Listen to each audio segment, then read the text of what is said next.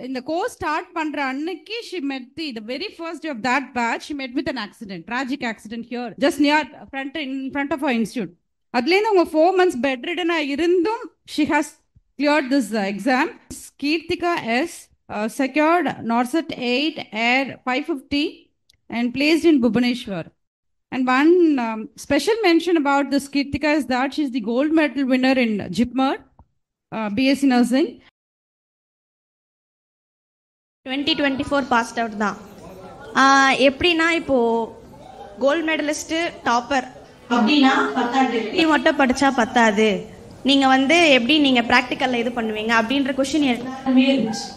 நான் சரி பார்த்துக்கலாம், ஓகே நம்ம கிளியர் பண்ணிடலாம் அப்படின்ட்டு யோசிச்சுட்டே இருக்கும்போது அப்போதான் நான் மீட்டியர்ல ஜாயின் பண்ணேன். என்னோட சீனியர்ஸ் எல்லாருமே சஜஸ்ட் பண்ணாங்க நல்ல இன்ஸ்டிடியூட் அப்படின்னு சொல்லிட்டு.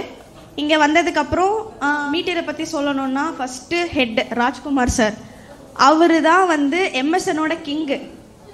எம்எஸ்என்லாம் ராஜ்குமார் சார், ராஜ்குமார் சார்னா எம்எஸ்என், அந்த மாதிரி தான் இருந்துச்சு. ரொம்ப எஃபெக்டிவாக அந்த சினாரியோஸ் பேஸ்டாக நிறைய கொஷின்ஸ் டீல் பண்ணி செம்மையாக எடுத்திருப்பாரு சார் கிளாஸு. அடுத்தது ஓஜி மேம் பற்றி சொல்லணும்னா அவங்க வாய்ஸ்டாகவே நம்ம கிளாஸ் கவனிக்கலாம், அந்த மாதிரி ஒரு வாய்ஸான ஒரு கிளாஸு. Thank you ma'am. இந்த மாதிரி மணிகண்டன் சாரோட பீடியாட்ரிக்ஸ் பார்த்தோம்னா நம்ம எல்லாத்தையும் ஸ்வீட்டாக ஷார்ட்டாக நல்லா நரேட்டிவாக எடுத்து முடிச்சிருவார், அந்த மாதிரி ஒன்று. தேங்க்யூ மணி சார்.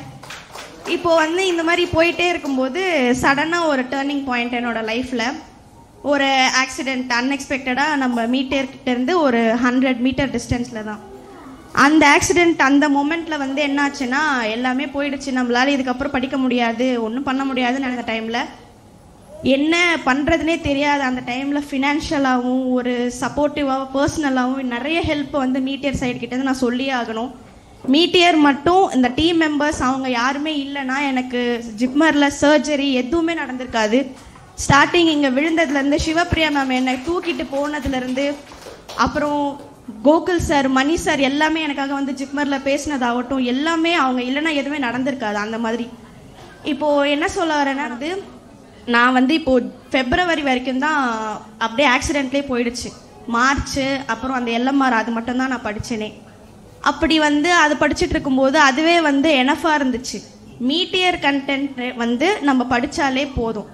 என்னன்னா இப்போது அதர் சப்ஜெக்ட்ஸு இல்லை புக்ஸு அது மாதிரி படிக்கலாம், பட் மேக் ஷூர் நீங்கள் மீட்டியர் கண்டென்ட்டு அதில் தரவாக இருக்கீங்க, லைவ் கிளாஸஸ் அட்டன் பண்ணுறீங்க, அண்ட் அதில் இருக்கிற எம்சிக்யூஸ்லாம் நீங்கள் ப்ராக்டிஸ் பண்ணுறீங்க. அது மட்டும் நீங்கள் தரவாக பார்த்துக்கணும். அது பண்ணிட்டீங்கனாலே கண்டிப்பாக நீங்கள் ஜாபில் கண்டிப்பாக ப்ளேஸ் பண்ணிடலாம். எனக்கு படிக்க ரொம்ப ரொம்ப டைம் கம்மியாக இருந்துச்சு.